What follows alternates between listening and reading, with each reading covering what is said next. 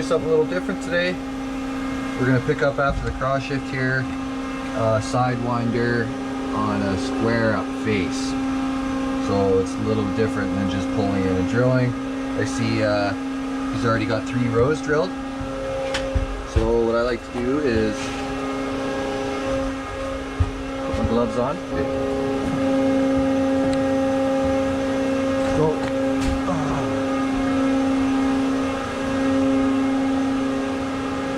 as you can see, it looks like crap.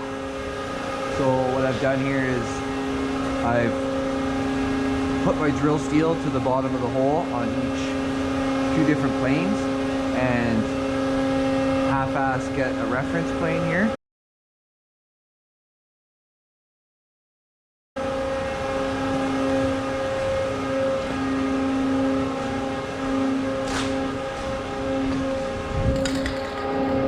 So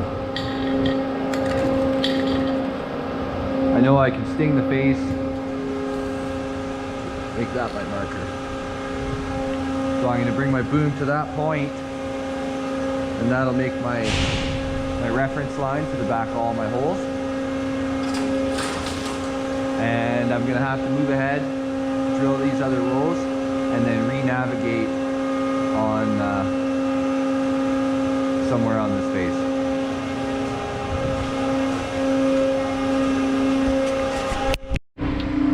So with this machine, it automatically calculates your drift size. So, you know, I've got a 5x5 meter round loaded in here, and I'm going to go 1.5. So I'm going to pause it right here, and as I mentioned before, this Jumbo automatically calculates your reference plane being X, Y, and Z. So it automatically knows Y, X, and I put in the down part of Z. So wherever I decide to put my stinger, down is the reference plane. So it'll automatically calculate that. If I hold my arm out straight, it's 1.5. And then if I know that my grade is 1.5 below that, that's where it'll put my lifters, and it'll automatically calculate all the other measurements in the computer. So if you're a taller guy or a shorter guy, you can type in whatever measurement you want. It just has to be a measurement up from what your lifters are, and then it will automatically calculate everything. Hopefully that makes sense. So I'm going to try and move my boom into place here. Left side is boom 1. Right side is boom 2. And I want to come up to my center line here.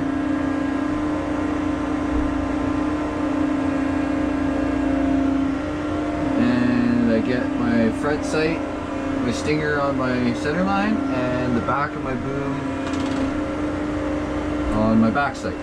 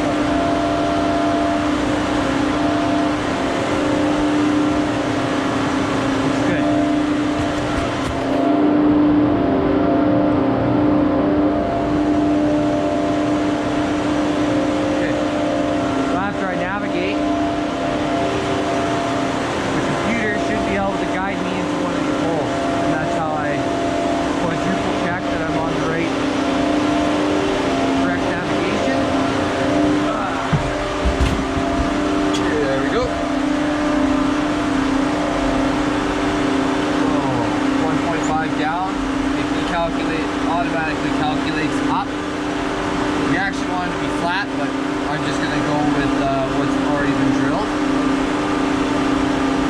And I'm going to navigate through too. There we go. Now, fire up room 2. Back to my navigation screen here. And I'm going to try and go in or be close to one of the previous holes drilled. I'm going to go with this one.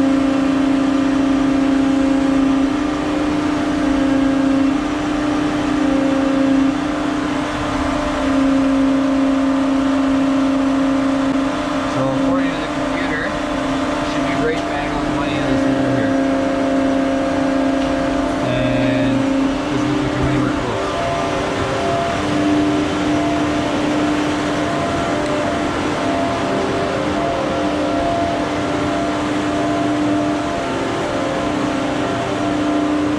Yeah, it's not too bad.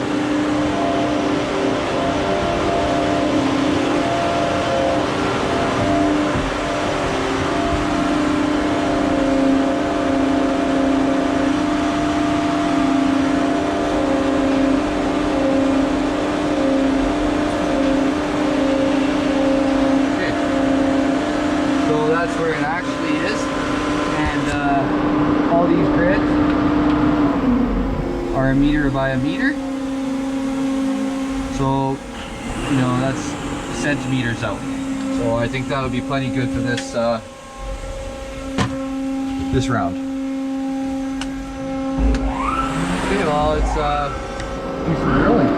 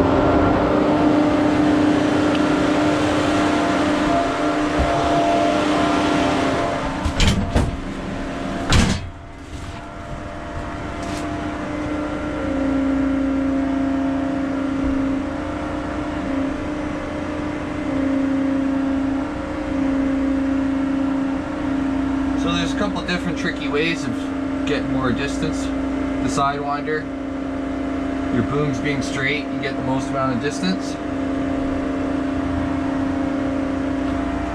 So green is on the money, yellow is acceptable. There we go, money, money. Beautiful.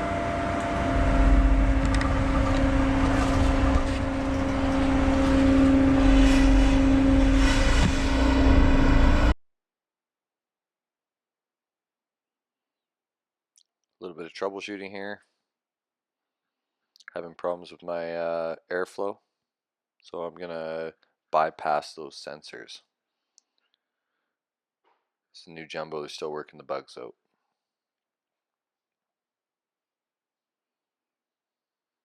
Bugs out in the field.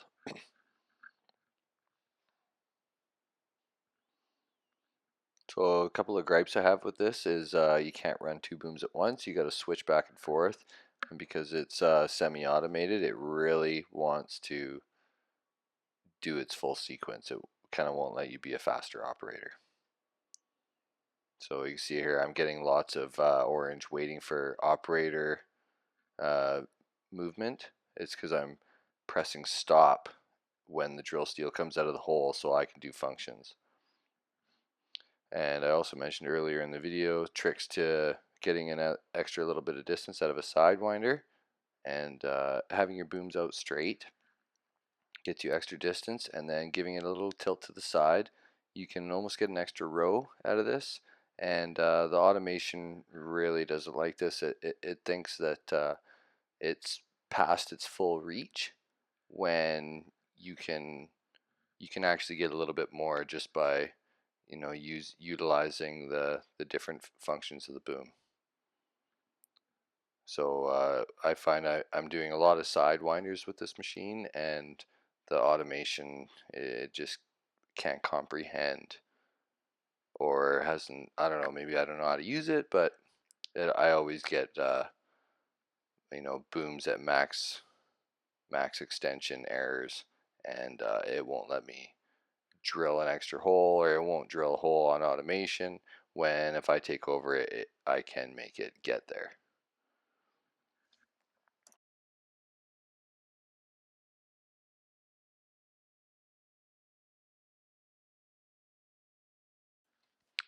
So we got our blast mats hung here.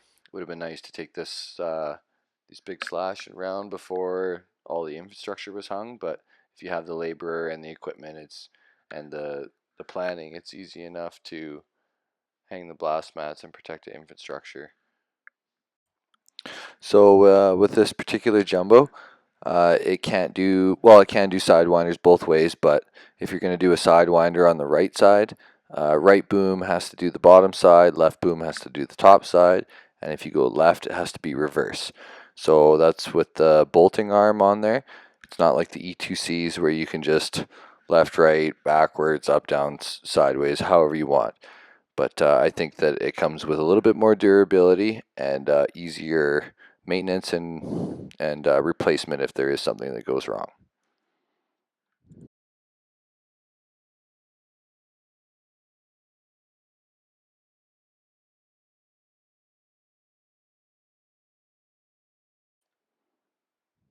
So this is for a little bit of scale's sake here. You can see me putting on my reamer. I got to ream my cut before I move ahead, and that lets me be able to use the computer to ream all my holes and not have to get out and look. So I've already drilled all my holes with my left boom here. So I'm going to just set that off to the side. So this next scene coming up here is my argument for drilling the lifters at least first. If my lifters are drilled, I don't need to clean up, and I can finish drilling the round. Oh, let's see. There you go. So I wouldn't be able to drill through that. So you get another put to scale here. When I go out and put my drill bit back on, you can see how much of a muck pile come down. So most of these new machines come with a pressure washer installed. I can't stress enough how important it is to wash and grease and look over your machine each and every time it's used. a lot of times they need grease like every other shift at least. And when you wash down, it's a good way to really look over the machine and check out if there's any damages or any damages the cross that is left, and report it to the mechanics and to the company so it can get fixed and everybody knows what's happened or if there's anything wrong, and that can be recorded. So that's pretty much it for this video. It's going to be a long tram out of this ramp, and I'll just let you enjoy the tram out and wait for the next video.